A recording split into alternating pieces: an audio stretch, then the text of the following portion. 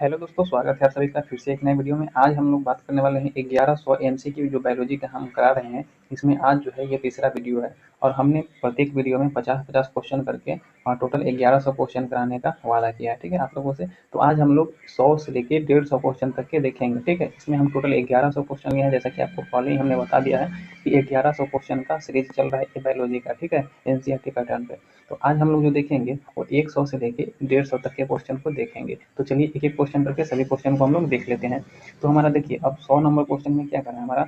तो 100 number question में कह रहा है कि स्तनधारी के रक्त में सबसे बड़ी कोशिकाएं सेल कौन सी होती है। तो ये जो होती है वो कौन सी सेल होती है, तो वो होता है मोनोसाइट्स होता है। ठीक है, कौन सी सेल होती है, मोनोसाइट्स।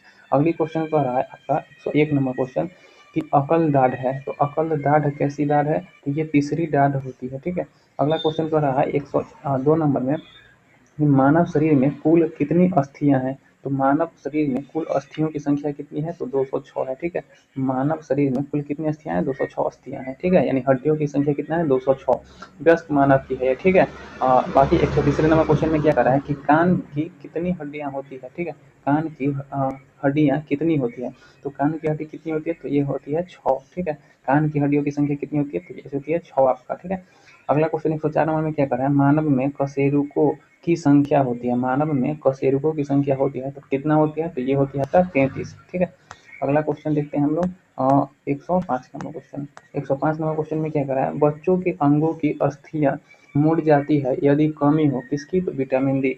विटामिन डी की जब कमी होगी तो बच्चों के अंग जो होंगे वो उनकी अस्थियां मुड़ जाती है। ठीक है, और वो किस विटामिन की कमी के कारण होता है, तो विटामिन डी के कारण होता है।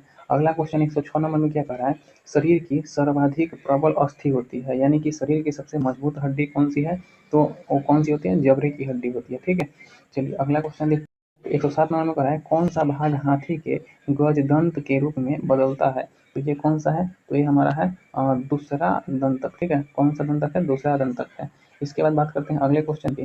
तो अगले क्वेश्चन है हमारा 108 नंबर। 108 नंबर क्वेश्चन क्या कर रहा है, देखिए 108 नंबर क्वेश्चन कर रहा है, लॉज ऑफ विकृति किस बीमारी का दूसरा नाम है। तो ये जो है वो टिटनस का दूसरा नाम है, क्या, लॉज ऑफ विकृति। ठीक है, चलिए अगला क्वेश्चन देखते हैं 109 नंबर क्वेश्चन। ठीक है, देखिए यहाँ पे 109 नंबर क्वेश्चन में क्या कर रहा है हमारा, हाँ 109 नंबर क्वेश्चन देखिए, हमारा 109 नंबर क्वेश्चन में क्या कर रहा है, दांतों के अध्ययन से संबंधित विज्ञान क्या कहलाएगा। तो दांतों के अध्ययन से संबंधित विज्ञान ओडोंटोलॉजी कहलाएगा। क्या कहलाएगा, ओडोंटोलॉजी कहलाएगा।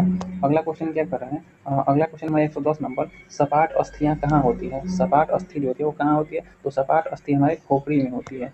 अगला क्वेश्चन है हमारा 111 नंबर, ऑस्टियोसाइट्स पाए जाते हैं। तो ऑस्टियोसाइट्स जो पाए जाते हैं वो अस्थि में पाए जाते हैं, यानी कि हड्डी में पाया जाता है। अगला क्वेश्चन 112 नंबर में क्या कर रहा है, जानू फलक का दूसरा नाम है। तो जानू फलक का दूसरा नाम जानविका है, जिसे हमें पटेला कहते हैं। ठीक है, और ये पटेला कहाँ होता है, तो हमारे पैर में होता है। ठीक है, अगले क्वेश्चन कितना नंबर है, 113 नंबर। 113 नंबर क्वेश्चन में क्या कर रहा है, मानव अस्थि पंजर यानी कंकाल में हड्डियां होती हैं, तो कितनी होती है, 206। ये हमने पहले ही बता दिया है। 114 नंबर क्वेश्चन में क्या कर रहा है, दांत और हड्डियां किसकी मजबूती और दृढ़ता प्राप्त करते हैं। तो ये कैल्शियम से दृढ़ता यानी मजबूती प्रदान करते हैं। ठीक है, कौन से विटामिन है जो दांतों और हड्डियों में सबसे मजबूती प्रदान करता है, तो वो है कैल्शियम। ठीक है, अगला क्वेश्चन है हमारा 105 नंबर, सॉरी 115 नंबर। क्या कर रहा है, 3 से 4 वर्ष के बच्चों के दूध के दांतों में शामिल नहीं होता है। तो ये जो होता है 3 से 4 वर्ष के बच्चे के जो दूध के दांत होते हैं उसमें क्या नहीं शामिल होते हैं, तो अग्र चवर्णक यानी कि अग्र वाला जो होता है चबाने वाला, अगले भाग होता है जो चबाने वाला, वो हमारा नहीं होता है। और अग्र चवर्णक को क्या कहते हैं हम लोग, तो प्री मोलर के नाम से भी जानते हैं हम लोग। ठीक है, अगला क्वेश्चन देखते हैं हम लोग 116 नंबर क्वेश्चन। देखिए 116 नंबर क्वेश्चन में क्या करा है हमारा, तो 116 नंबर में करा है कि जोर 116 नंबर में करा है जोर पर यूरिक एसिड क्रिस्टलों का एकत्र हो जाना कारण है। तो ये किसका कारण है, तो ये गठिया का कारण है। किसका कारण है, गठिया का। अगला क्वेश्चन 117 नंबर क्या कर रहा है, एक पक्षी तथा कीट के पर क्या होते हैं। तो ये होते हैं क्या, समवृद्धि अवयव होते हैं। ठीक है, एक पक्षी या कीट के पर क्या होते हैं, तो ये समवृद्धि अवयव होते हैं। अगला क्वेश्चन 118 नंबर क्या कर रहा है, कीट एक प्राणी है जिसमें होता है। तो कीट एक प्राणी है जिसमें कितने जोड़ी टांगे होता है, तो 3 जोड़ी टांगे होता है। ठीक है, कीट एक ऐसी प्राणी है जिसमें कितनी जोड़ी टांगे होती है, तो 3 जोड़ी टांगे होती है, यानी कि टोटल 6 टांगे होती है किसमें, कीट में। अगला क्वेश्चन है 119 नंबर, हमारे शरीर के किन कोशिकाओं में सबसे कम पुनर्योजी शक्ति होती है। तो किसमें होती है, मस्तिष्क कोशिकाएं में होती है। पुनर्योजी शक्ति का मतलब क्या है, कि पुनर्जीवन करने वाला, यानी कि हमारे जो होता है हमारे मस्तिष्क की जो कोशिकाएं होती है उसमें विभाजन करने की सबसे कम क्षमता होती है। ठीक है, यही चीज इस क्वेश्चन में कह रहा है। अगला क्वेश्चन हमारा 120 नंबर क्या कर रहा है, गुणसूत्रों की आकृति विज्ञान का अच्छी तरह से अध्ययन किसमें किया जाता है, तो ये किया जाता है मध्यावस्था में। अगला क्वेश्चन 121 नंबर, चोंच किससे बनती है, तो चोंच जो बनती है वो जबड़े से बनती है। किससे बनती है, जबड़े से। अगला क्वेश्चन हमारा देख सकते हैं आप लोग कितना नंबर, 122 नंबर। 122 नंबर क्वेश्चन में क्या कर रहा है कि दांतों की कठोर एनामेल परत क्या होती है, तो ये होती है किसका, कैल्शियम फॉस्फेट का होता है। किसका होता है, कैल्शियम फॉस्फेट का ये बना होता है। ठीक है, अगला क्वेश्चन जो है वो हमारा 123 नंबर क्या करा है, कंकाल की मांसपेशियां की अनुमानित संख्या बताएं। तो कंकाल की मांसपेशियों की अनुमानित संख्या कितना है, तो ये है हमारा 700। ठीक है, अगला क्वेश्चन 124 नंबर, अनुवांशिक रूप से समान व्यक्तियों के बीच प्रत्यारोपण को क्या कहा जाता है, तो ये कहा जाता है आइसोग्राफ्ट। क्या कहा जाता है, आइसोग्राफ्ट। अगला क्वेश्चन 125 नंबर क्या कर रहा है, घोड़े और गधों से पैदा जानवर की संकर जाति को क्या कहा जाता है, तो वो कहा जाता है हमारा खच्चर। ठीक है, क्या कहा जाता है, खच्चर। 125 नंबर में क्या कर रहा है, ध्यान से पढ़िएगा इसको, घोड़े और गधे से पैदा जानवर की संकर जाति को क्या कहा जाता है, तो ये खच्चर कहा जाता है। अगला क्वेश्चन 126 नंबर, जीन शब्द किसने बनाया था, तो ये किसने बनाया था, डब्ल्यू एंड जोहानसन ने बनाया था जीन शब्द। ठीक है, अगला क्वेश्चन नंबर 127, सेक्स हार्मोन का पता किसने लगाया, तो सेक्स हार्मोन का पता किसने लगाया, तो यूजीन स्टीनैक ने लगाया। ठीक है, अगला क्वेश्चन है 128 नंबर, पहले क्लोनीत भेड़ का नाम क्या था, तो ये था डॉली। ठीक है, पहली क्लोनीत भेड़ का नाम था क्या चीज, तो डॉली नाम था उसका। ठीक है, चलिए अगला क्वेश्चन देखते हैं 129 नंबर।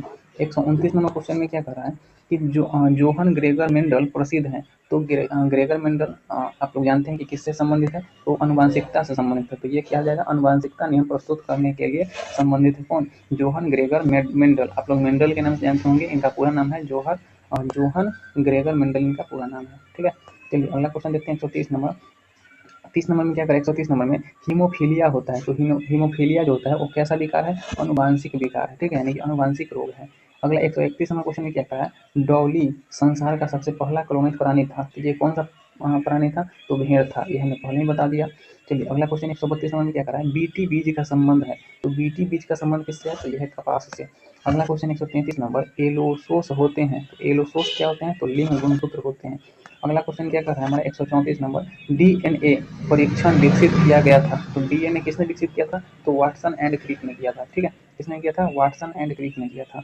अगला क्वेश्चन हमारा कितना नंबर है, तो अगला क्वेश्चन 134 नंबर। देखिए 134 नंबर में क्या कर रहा है कि डीएनए परीक्षण विकसित किया था, तो किसने किया था, वाटसन और क्रिक ने किया था। अगला 135 नंबर क्वेश्चन में क्या कर रहा है, आबादी में जीनों की संग्रह को क्या कहते हैं, तो जीन पूल कहते हैं। क्या कहते हैं, जीन पूल कहते हैं। आबादी में जीनों के संग्रह को हम लोग क्या कहते हैं, जीन पूल कहते हैं। अगला क्वेश्चन क्या है हमारा 136 नंबर, गुणसूत्रों में होते हैं, तो गुणसूत्रों में क्या होते हैं, तो डीएनए और प्रोटीन होते हैं। ठीक है, गुणसूत्रों में क्या होते हैं, डीएनए और प्रोटीन होते हैं। अगला क्वेश्चन 137 नंबर में क्या कर रहा है, अनुवांशिकता जेनेटिक्स शब्द किसने गढ़ा था, तो अनुवांशिकता जिसे हम लोग जेनेटिक्स भी कहते हैं, ये शब्द किसने गढ़ा था, तो बेटसन ने गढ़ा था। ठीक है, अगला क्वेश्चन हमारा 138 नंबर, अनुलेखन का अर्थ किसका संश्लेषण से है, तो ये है डीएनए के संश्लेषण से। अगला क्वेश्चन 139 नंबर क्या कर रहा है, न्यूक्लियस के बाहर डीएनए कहाँ मिलता है, तो ये मिलता है माइटोकॉन्ड्रिया में। न्यूक्लियस के बाहर डीएनए कहाँ मिलता है, तो माइटोकॉन्ड्रिया में मिलता है। अगला क्वेश्चन 140 नंबर, जीनोबायोटिक्स जो सूक्ष्मजीवीय आक्रमणों के प्रति अनुवांशिक रूप से प्रतिरोधी है वह कहलाती है, तो वह क्या कहलाती है, तो रिकैल्सिट्रांत कहलाती है। ठीक है, अगला क्वेश्चन क्या है, तो अगला क्वेश्चन हमारा 141 नंबर।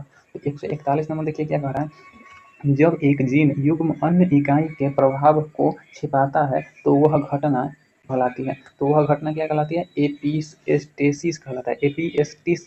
एपीएस्टेसिस कहलाता है, एपीएस्टेसिस कहलाता है। ठीक है, अगला क्वेश्चन हमारा कितना 142 नंबर, नर मच्छर अपना भोजन कहाँ से ग्रहण करते हैं, तो वो करते हैं पौधों के रस से। ठीक है, नर मच्छर अपना भोजन कहाँ से ग्रहण करते हैं, तो वो पौधों के रस से करते हैं। अगला क्वेश्चन 143 नंबर, रेशम कीट अपने जीवन चक्र में किस चरण के वाणिज्यिक प्रयोग का तंतु पैदा करता है, तो किस वाणिज्यिक प्रयोग का तंतु पैदा करता है, तो प्यूपा का। ठीक है, किसका करता है, प्यूपा का। अगला क्वेश्चन 144 नंबर, स्वादन से आशय किससे है, तो स्वादन से आशय क्या है, तो स्वाद होगा।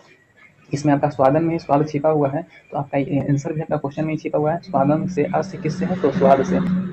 अगला क्वेश्चन हमारा 145 नंबर, सामान्य प्रयोग में आने वाले मसाला लौंग कहाँ से प्राप्त होता है? बहुत ही जो है वो महत्वपूर्ण वीवीआई क्वेश्चन है ये, ठीक है। तो सामान्य प्रयोग में आने वाला मसाला लौंग जो है वो कहाँ से प्राप्त होता है? तो लौंग जो होता है वो फूल की कली होती है। क्या होती है?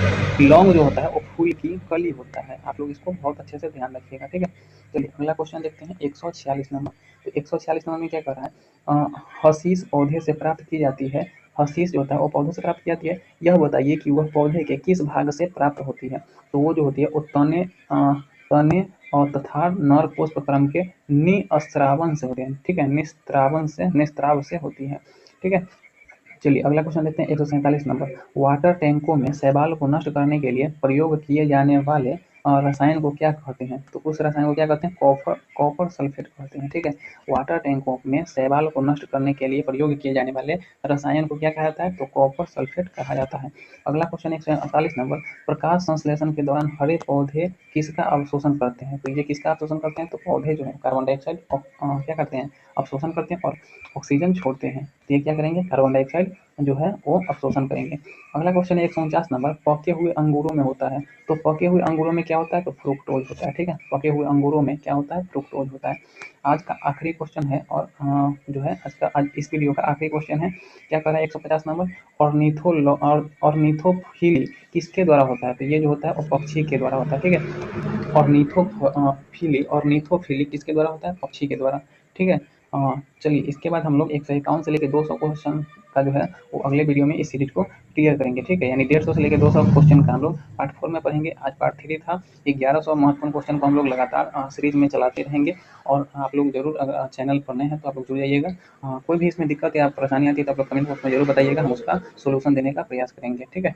चलिए मिलते हैं एक नए वीडियो में, तब तक के लिए बाय बाय। धन्यवाद आप सभी का वीडियो देखने के लिए।